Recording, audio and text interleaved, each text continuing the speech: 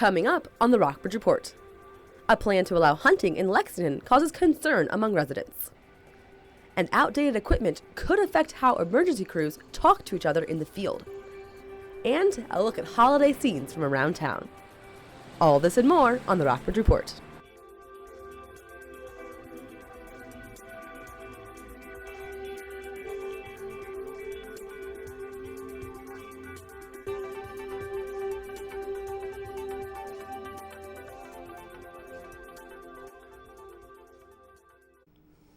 Good afternoon, and welcome to the Rockbridge Report. I'm Alicia Budich. Most citizens agree Lexington has a deer problem. What they don't agree on is a solution. Rockbridge reporter Brooke Sutherland has more on the city's efforts to trim the deer population. City Council was set to approve deer hunting in Lexington at last week's council meeting, but confusion over the terms of the hunting ordinance and a large turnout of concerned citizens stalled the proposal. The city is trying to partner with the citizens of Lexington to work on a problem. We're not saying that our way of doing it is perfect. City officials had proposed changing Lexington's no shooting rule to allow residents to hunt deer with bows and arrows in certain areas. However, topping citizens' list of concerns at the meeting was who will be doing the actual hunting and what will happen to the wounded or dead deer. Him hunting is totally different from me just saying, you know, whoever you choose is okay with me. When we see them dying or half dying from an hour in the sun, I'm not in favor of guns, but gosh, that would be quicker than an hour. But other citizens insist on the need for more immediate action against the deer. As I see it, we're kind of in major denial over the issue and that we're letting it ruin our plants and they've become a huge danger. Lexington Police Captain Bucky Miller and City Manager John ELLESTAD hosted a community meeting last month that addressed many of these concerns. But that meeting targeted residents of neighborhoods with complaints about deer. The City Council meeting brought people from all over Lexington. From the people that I heard from by way of email, those people were not there. It was other citizens that were there. City Council did not expect this kind of blowback, but that's not the only thing sending officials back to the drawing board. City Council could not approve a regular hunting season for this December because proposed restrictions conflict with more lax state standards. There are so few places where one could safely hunt in Lexington that we're not going to just open it up to hunting in general. The city has the ability to establish restrictions if it chooses to pursue an urban archery season instead. That season would allow hunting for the month of September and January through March. For the Rockbridge Report, I'm Brooke Sutherland. The city has already applied for an urban archery season to the Virginia Department of Game and Inland Fisheries, but actual implementation still depends on City Council's approval. The Lexington Rescue Squad calls for a halt in plans for a cost-savings merger with the fire department. At last week's City Council meeting, a representative faulted the fire department chief Ty Dickerson for a lack of leadership. The rescue squad also said its members are forced to sleep on couches because firefighters don't share their assigned bunks. Fire department volunteers deny this claim. He has not had the best intentions of the rescue squad in mind. And in some aspects has actually taken actions to basically demoralize or demotivate the members of the rescue squad and force them into withdrawing themselves from the rescue squad. To my knowledge, they've never been told they couldn't stay. They don't want to stay. One of their members actually does stay here probably 6 or 7 nights a week, pretty much all the time. Dickerson says he understands that there will be growing pains as the rescue squad adjusts to its new identity, but he still thinks consolidation is a good idea. The rescue squad wants 6 more months of independence to recruit more members. After budget cuts forced the consolidation of Effinger and Central Elementary schools last spring, the Rockbridge County School Board is considering consolidating 2 more schools. Rockbridge Middle School and Maury River School may be consolidating if the school board approves the change this winter. The consolidation is estimated to cost anywhere from $20 to $23 million. However, officials hope to get $15 million of that from federal stimulus money and the rest from a bond that the Board of Supervisors would vote on.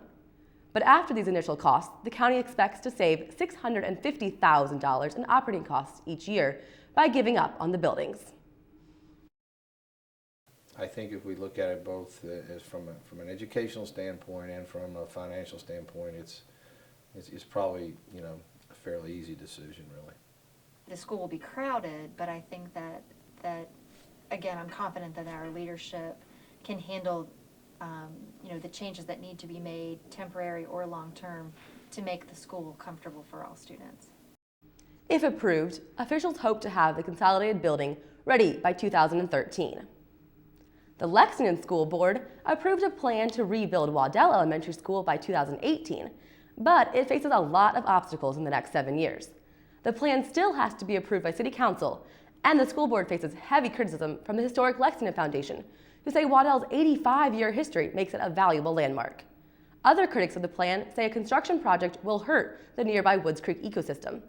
If the school board wins over all of these groups, construction still probably won't start for 5 years or so. Buena Vista found its new police chief, and despite considering 62 applicants, the city didn't really have to look that far. City Council confirmed Daryl Slagle as BV's new police chief. Slagle's been acting as interim police chief since July. He stepped up when AJ Bianco resigned earlier this year. Council cited Slagle's ability to keep confidence and effectiveness up during that transition period. Slagle is a Buena Vista native with over 17 years on the force, and every one of his fellow officers signed a letter supporting his appointment. In January, the Stonewall Brigade plans to fly versions of Confederate flags. Controversy arose at the last City Council meeting when the organization made its request to fly the flags in downtown Lexington. The brigade wants to fly them during the entire Lee Jackson holiday weekend. City Council denied its request, stating the American flag and the flag of the Commonwealth of Virginia would be flying that weekend instead. City Manager John ELLESTAD says they've always flown these two flags that weekend and don't plan to change that. But if the brigade wants to fly flags another time, it can do what every other group must do: submit an application to be approved by City Council. It seems to me that we've bent over backwards to accommodate his organization having their event at the city cemetery, which was not something that we were required to do. That we've let them do that for years and years and years. We've bent over backwards to assist them with their parade. It can be shown that there's any actions taken deliberately to discriminate against us, we won't sue for $1 as we did in the past. We will make sure that it's costly to deal with us harshly. The Lexington Parade is planned for Saturday, the 15th of January. Martin Luther King Jr. Day is Monday, the 17th. Stores around Lexington hope for the best this holiday season. Most local stores rely on holiday season sales to break even for yearly profits. Local retailers constantly have to compete with internet and large chain stores to make their inventory more attractive to local customers. However, many businesses have already recorded a decrease in sales. One store owner saw 30% lower than they had hoped for over Black Friday weekend, increasing concerns for what this holiday season's sales will provide. Several stores, like Books & Co. on Nelson Street, are relying on these sales to stay afloat.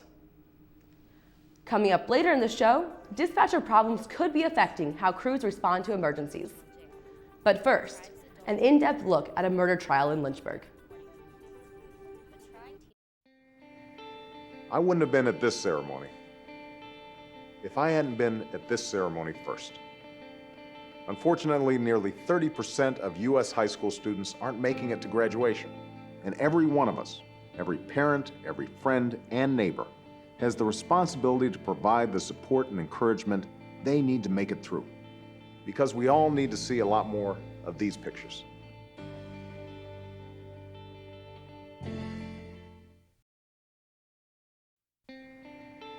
I wouldn't have been at this ceremony if I hadn't been at this ceremony first. Unfortunately, nearly 30% of U.S. high school students aren't making it to graduation, and every one of us, every parent, every friend, and neighbor, has the responsibility to provide the support and encouragement they need to make it through, because we all need to see a lot more of these pictures.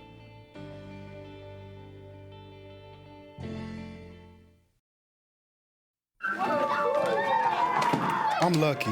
Let me help you with that. I get to do something I love. It has nothing to do with touchdowns or titles. Everybody bring it in. I get to play a part in the life of someone just starting out. How many of you think homework is just as important as teamwork? I help keep kids in school. Good. And that's the name of the game. My name is LaDainian Thomason. I don't just wear the shirt, I live it. Give, advocate, volunteer. Live United.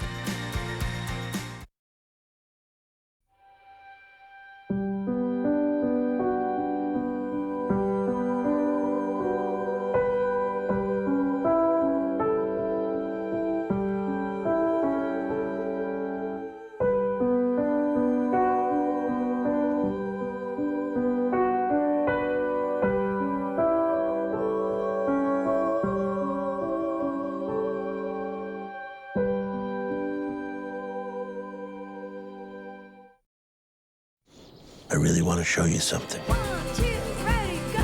L-O-V-E. It's a mystery. All is love. Is love.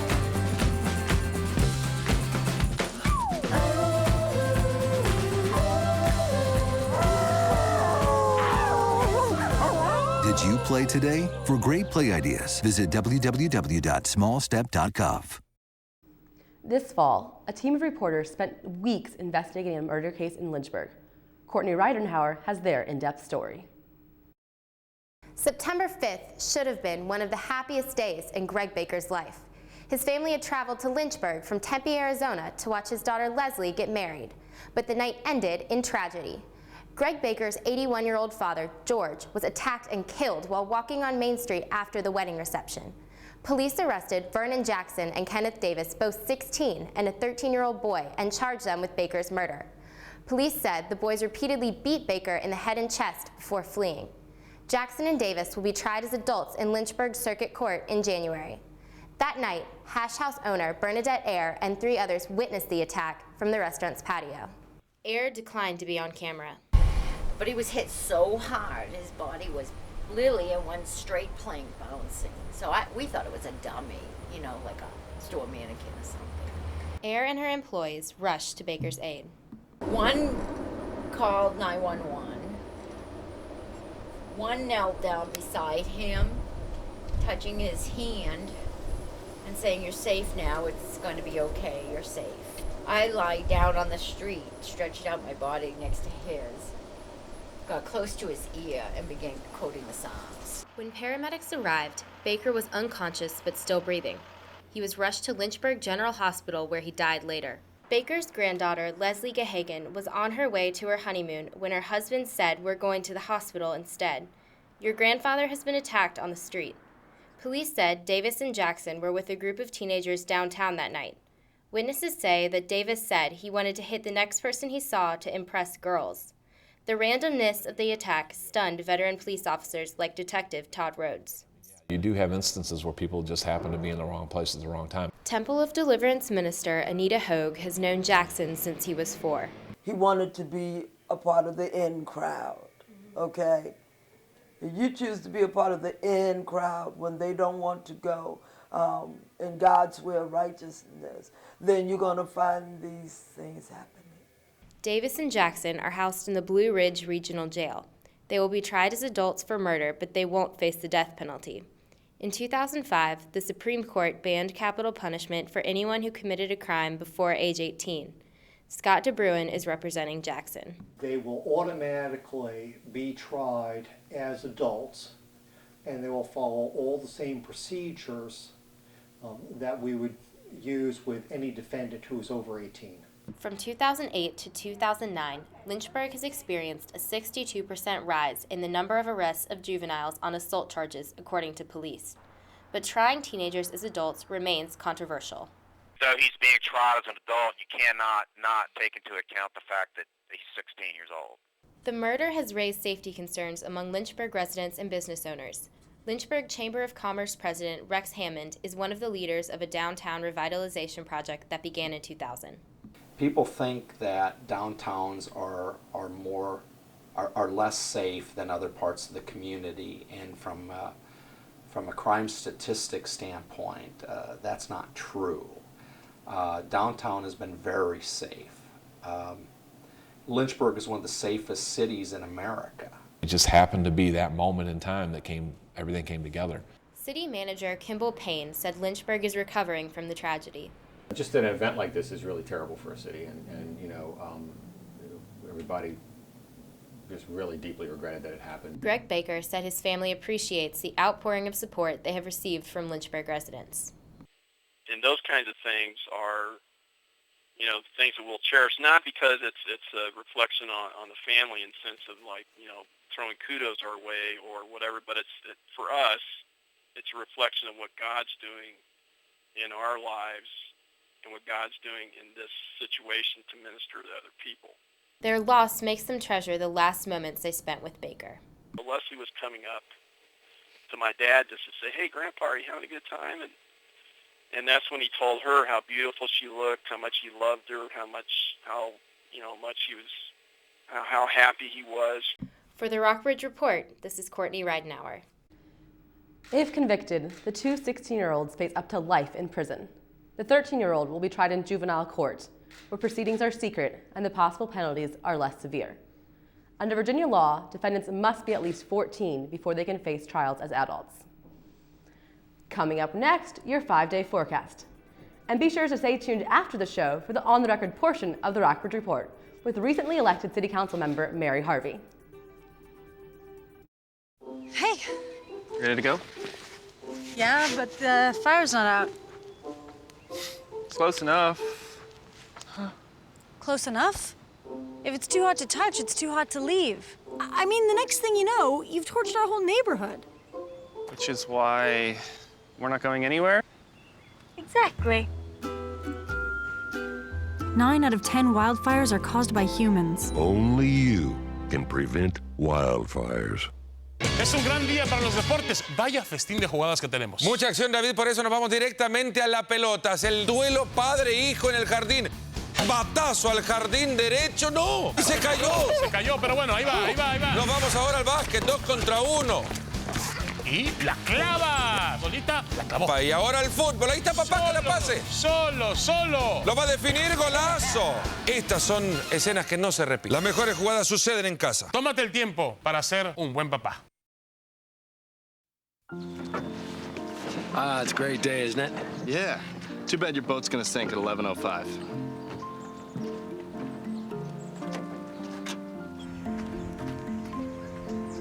Don't come closer. I have rabies. Don't you wish there were warnings to protect you from life's risks? With diabetes, there is one. It's called A1C, a simple blood test that helps measure your risk of serious complications. Learn more at diabetesaonc.org.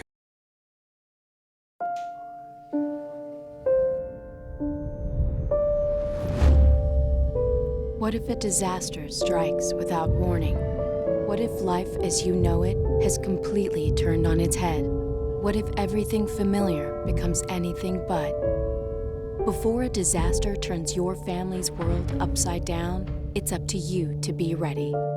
Get a kit, make a plan, be informed today. Rockbridge County's fire, police, and rescue services face dire communication problems every day out in the field. Rockbridge reporter Holly Southers has more on the struggle and possible solutions in the future.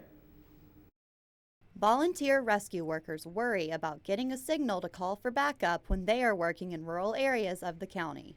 I'll call to the hospital and they won't be able to hear me, or I'll hear a loud beeping or ringing noise and can't get through. The Central Dispatch Center receives more than 45 calls a day from various people in the area. But the current communication system is unable to successfully cover all of the calls due to the mountainous terrain in the county.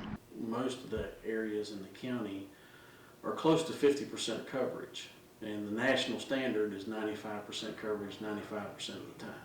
Emergency service providers like the police, firefighters, and the rescue squad are unable to communicate with each other in the field. Our main dispatch channel doesn't have the ability for the units in the field to talk to the 911 center on the dispatch channel. The problem lies within the technology of the system, which is 13 years old. It needs to be replaced, and it could affect somebody's life should it not be replaced. The Federal Communications Commission is requiring all radio frequencies be split in half by 2013. This will affect Rockbridge County's poor coverage even more if the system is not replaced.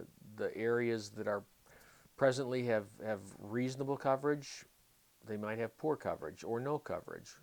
The city manager says he expects more towers and receptor sites will be added around the county to increase coverage until the system is replaced. Until then, rescue workers like Coffee will have to continue to worry about saving lives with faulty equipment. Sometimes it's kind of nerve-wracking, but I'll switch to another channel where I know I can get to them. For the Rockbridge Report, I'm Holly Southers. City Manager John ELLESTAD says Buena Vista, Lexington, and the county will hire a communications specialist to determine what changes need to be made and what a new system might cost. Bundle up tonight. Low temperatures will fall to 20 degrees. Tomorrow will be mostly cloudy with a high reaching into the low 40s. Overnight temperatures will get down to 27 degrees. Highs on Saturday will climb to 47 and the overnight low will dip to 21. Rain is expected on Sunday as the high gets into the mid 40s. Lows overnight will dip down to 21 degrees. On Monday, highs will climb to only 24 with a chance for snow flurries. The low Monday night is expected to fall into the low teens.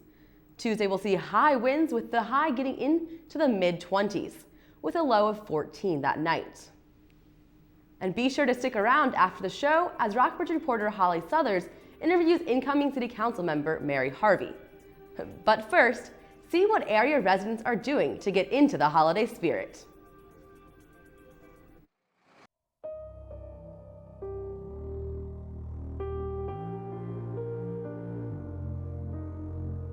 The hurricane has passed,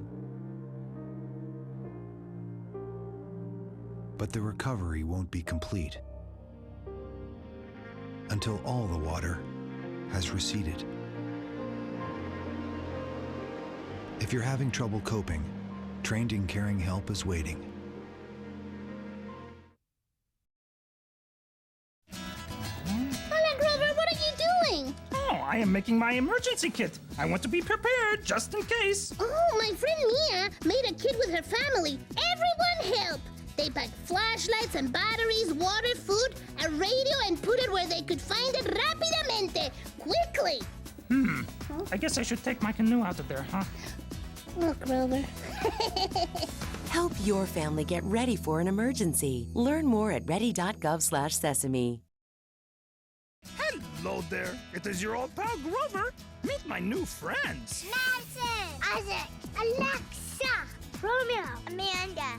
They have last names too. Vigo, Che, Lopez, Rodriguez, Warner. Everybody has a first and last name, even mommies and daddies. Do you know yours? Do you know your mommies and daddies? If you do not, go find out. Know your whole name so grown-ups can help you in an emergency. Learn more at ready.gov/sesame.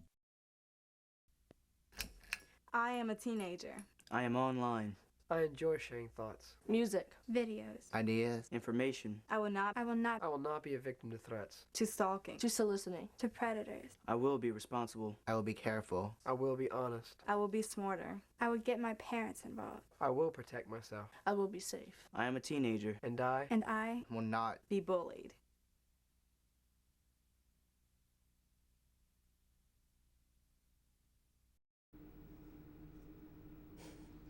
Those chilly temperatures have me in the holiday spirit. I hope they do for you too.